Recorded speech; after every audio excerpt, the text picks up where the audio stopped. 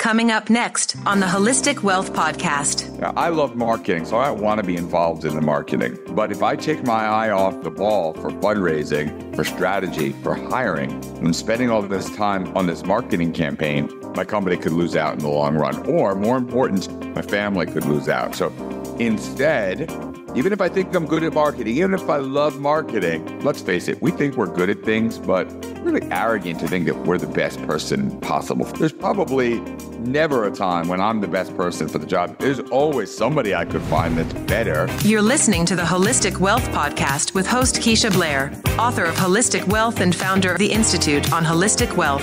And now, here's your host, Keisha Blair. Today, we have a very special guest with us. We have Dave Kerpen, a longtime friend and supporter of Holistic Wealth and the work he was quoted in my book, Holistic Wealth. And it's so great to have Dave here today. He's a serial entrepreneur, one of the top influencers on LinkedIn, a global keynote speaker, and he has a brand new book out called Get Over Yourself: How to Lead and Delegate Effectively for More Time, More Freedom, and More Success. Welcome to the show, Dave. It's awesome having you here. Thank you so much for having me. Great to see you again. Great to see you. And so, Dave, I'm just going to get into it because I think your book is so relevant as we're coming up to Global Holistic Wealth Day on April 9th and Global Holistic Wealth Week. And as we talk about work-life balance and leadership in your company, your organization, and trying to just live that holistically wealthy lifestyle. So, Dave, can you tell us about the book? Because with the rise of remote work, the gig economy, AI, social media, the boundaries between work and our lives have become so blurred. It's honestly hard for people to keep up, to distinguish, and to keep those boundaries between the two. So I know your book has time-tested strategies for how people can manage this if they're scaling a business, starting a business, or even in their own organizations as leaders. So I just wanted to start by getting your inspiration for this. You know, I've been in business, a whole bunch of businesses for 20 years now, and I've encountered literally thousands of small business owners and entrepreneurs in my journey. And I think the number one thing that they struggle with is delegation, is taking work off their own plates. And nobody ever on their deathbed says, I wish I had worked more. But countless people on their deathbed say, I wish I had spent more time with family. I wish I had prioritized my friends. I wish I had more freedom to pursue my passions and spend time with the people that I cared about the most. So this book, for me, is a reminder to those folks to take advantage of the time that we have while it's not too late, and to figure out ways to delegate our work, to delegate our tasks, to delegate our projects so that we can have that precious, precious time with our family, with our loved ones. Yeah, no, and that's so absolutely important, Dave. I don't know if you know, but in the new and expanded book, I talked about my husband starting to die at work. He started literally dying at work. He had a lineup of colleagues at his door, couldn't get out. His tumor ruptured, started to bleed. And by the time we got to the hospital, he died. This is why your work and your book is so important, because I feel like within organizations, leaders need the skills to not only manage themselves, but to also manage the workload within teams and to see, well, if there's one person being overworked, how do I deal with that to protect that person from burnout and potentially death? Let's face it, some of these decisions at work are life and death decisions. And that's why I just wanted to bring this example forward so that people realize the depths and the magnitude of how important this is. So Dave, what strategies can leaders use to honestly create this type of balanced life? Yeah, well, the first thing and the most important thing that I tackle in the book is helping people get over their own issues up here in their minds. That's what holds us back the most. It's less about how to do it, because we kind of know in the bottom of our hearts that we need to do it. And we kind of know there's a lot of systems out there and tools out there to help us.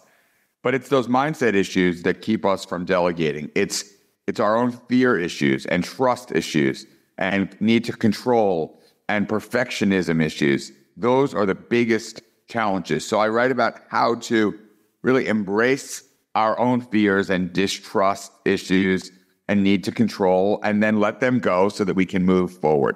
And then once we can move forward, we can get to a place where we can use a variety of different systems and tools to actually delegate and follow up. I have a model called the SHARE model that talks about what we should focus on and what we should delegate. The SHARE model says we should focus on 3 things as leaders and 3 things alone. Setting the strategy, that's the S. Hiring the right people, that's the H. And assuring access to capital and resources to get the job done, that's the A. Making sure there's enough money in the bank for the team. After that, we need to R, remind ourselves that there's somebody else that's better for any given task. And then E, empower that person to do the task. That's amazing. So the acronym and the SHARE model sounds amazing.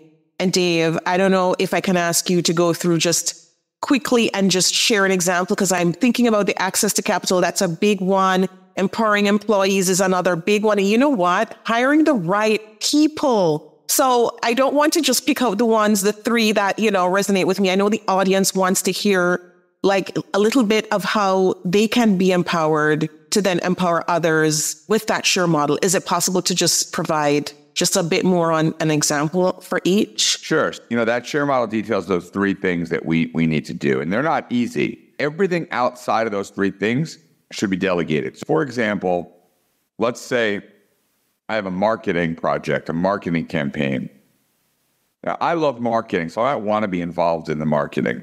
But if I take my eye off the ball for fundraising, for strategy, for hiring, and spending all this time on this marketing campaign, my company could lose out in the long run. Or more important, my family could lose out because I'm focused on marketing. So instead, even if I think I'm good at marketing, even if I love marketing, I need to hire someone, find someone great. And let's face it, we think we're good at things, but we're really arrogant to think that we're the best person possible. Yeah. There's probably never a time when I'm the best person for the job. There's always somebody I could find that's better and smarter and more talented in this particular area for the job. So if I hire someone and empower them to do the marketing campaign, it might not go exactly as I planned. It might not be done to the 100% standard in my mind.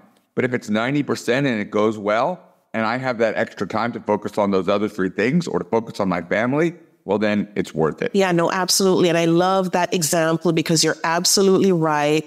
I think a lot of entrepreneurs, including myself, we focus a lot on the aspects that we enjoy, that we're passionate about. Marketing is one where I know a lot of people do enjoy.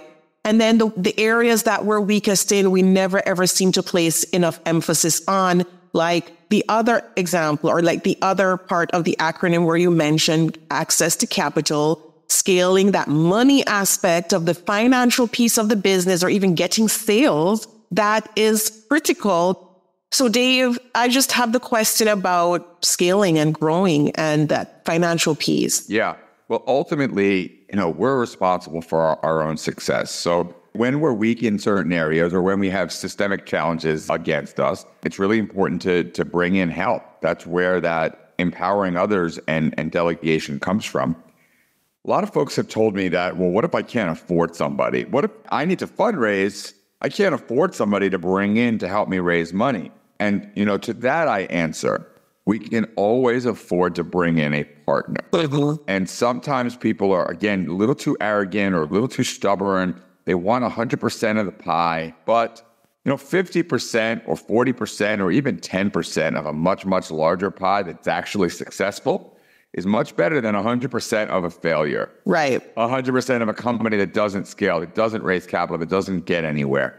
And so if you're listening and you have some weak areas in those first 3, in those 3 things in the SHARE model, including fundraising, I implore you to bring on a partner, an equity partner. Find somebody that's passionate about what you're doing, that's better at fundraising than you are, and share some of that pie with them. In my career, I've been fortunate enough to have wonderful partners, my wife, close friends, my mentor, and I haven't owned 100% of the pot, but I've had my partners to help me scale, to help me fundraise, and to help me do these things. And for me, again, it's much better to have a smaller piece of a bigger pie that's successful and that allows me to spend time with my children than to be hustling all the time, to own 100% of something that's much smaller. Yeah, no, absolutely. I just remembered a while ago as you were speaking how you fundraised your own wedding. Like, you actually have deep roots in this area.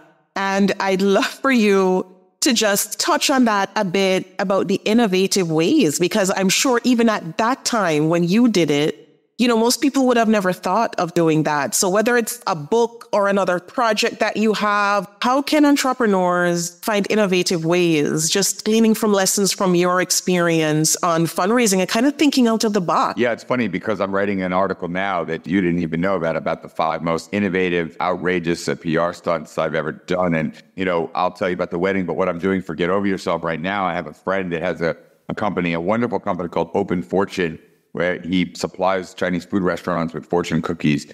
And he's putting fortunes inside fortune cookies in all the Chinese food restaurants in Manhattan for the next couple of weeks. And everyone's fortune will talk about delegating and getting over themselves. Wow. And promote the book. So that's a pretty fun, unique way that we're marketing my new book. My wedding, as you mentioned, my wife and I couldn't afford a large wedding, but we wanted to have a very big wedding and invite all of our friends and family. So we partnered with a minor league baseball team. We pitched them to create a sponsored wedding promotion, and we ended up reselling our wedding vendors on sponsoring the game in exchange for providing wedding goods and services. So 1-800-Flowers.com sponsored our flowers. Smirnoff sponsored our alcohol. David's Bridal sponsored our bridesmaids gowns and wedding dress, and Entenmann sponsored our desserts. And we were able to raise $100,000 for an amazing wedding. And to your point, you can always get creative. It's your job. That A is important. Assuring access to capital is your job. That's something that's very, very hard to delegate. So thinking creatively, thinking out of the box, thinking how you can provide value for others to help generate the capital that it takes to build and scale a business, that's very, very important work. I absolutely agree. And thanks for emphasizing that that's one piece that you absolutely cannot delegate. So Dave, just getting more into the book, because it's such a needed resource today for so many reasons in terms of leadership. If you were to, let's say, pick 3 to 5 key time-tested strategies, I know you mentioned the share model, that's a big part of it, but any other examples or any other lessons from the book that you would want to leave with readers or for people to remember? Are there others that you would draw on? Sure. So after the share model comes the 5 C's of empowered delegation. So I do love acronyms. So the 5 C's of empowered delegation are to 1, choose carefully the person that you delegate. 2, coach them. Don't think of yourself as a manager. Think of yourself as a coach. Check in regularly to provide support for them, and then congratulate them on success along the way. And it's very important to do all of these things in order to delegate well. And that sounds so important, because the other piece of it that I wanted to ask you about, and I just want to remember before we close this out, but inspiring others on the team to be, in terms of loyalty, in terms of passion for the work and the project at hand, which is such a critical piece, I find. But how do you instill the kind of passion in others that you have for yourself for this project or business? It's a great question. It's hard. I keep things very positive, and I use a lot of personality assessment tools to help understand what motivates others. I love the Enneagram. There's an Enneagram copy, my favorite Enneagram assessment inside the book, because the things that motivate me aren't necessarily the same things that motivate you. We're motivated by 9 different core motivations. And so understanding your teammate, your team, the people that report to you, and understanding what motivates them is very, very important. And frankly, like I said, sometimes different. So, I can try to be a very positive, a forward-thinking, inspirational leader, but I really need to understand the person at the other end and what drives them. Is it achievement? Is it connection? Is it peace? Is it detachment? Is it learning? Is it excitement? And the more I understand them, the better. I like to apply the platinum rule. The golden rule is do unto others as we would like done to us. The platinum rule is do unto others as they would like done to them. That the platinum rule requires really understanding the people on your team and what motivates them. Yeah, no, and that's amazing, Dave. And I mean, you wrote the book on likable business, likable social media. You wrote the whole series on that. So I'm just flipping the script just to say, like, if you want to be a likable leader, how do you become that likable person to then inspire others? Yeah, so I have 11 traits of likable leadership, ranging from listening well to having gratitude, being transparent, being authentic. And I believe that long gone are the days of control and domination-based leadership. Much better to have a friendlier, open, transparent leadership style. Yeah, absolutely. And so, Dave, thank you so much for sharing those insights with us. Your book is such an important resource for the times we're in. And there it is. Get Over Yourself, and everyone, get your copy. The book launched yesterday. Yesterday was the pub day for this amazing book. And get your copy. Dave, where can people find copies and find you on social media and your website? Thanks. GetOverYourselfBook.com has links to all of the major retailers. It's available in bookstores everywhere. Published by Ben Bella and distributed by Random House. Delightful, wonderful publishers that we have. And there's a free chapter available at GetOverYourselfBook.com as well.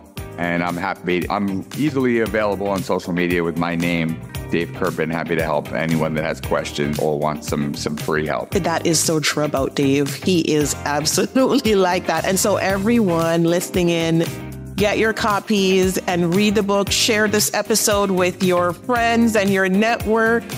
And of course, thank you for joining us again, Dave. Thank you so much for sharing those insights and being here with us today. Thanks so much for having me. The Holistic Wealth Podcast with Keisha Blair is brought to you by... Have you joined the Institute on Holistic Wealth? If you haven't already, what are you waiting for? Choose your membership plan at the Institute on Holistic Wealth/memberships to join. As a member, you'll get access to free worksheets, advice, coaching, and an intentional design workshop. As you start to live a more holistically wealthy lifestyle, you'll want to stay for a very long time. So go to Institute on Holistic Wealth/memberships to join. If you haven't read the book yet, pick up a copy of the award-winning best-selling Holistic Wealth 36 Life Lessons to help you recover from disruption, find your life purpose, and achieve financial freedom.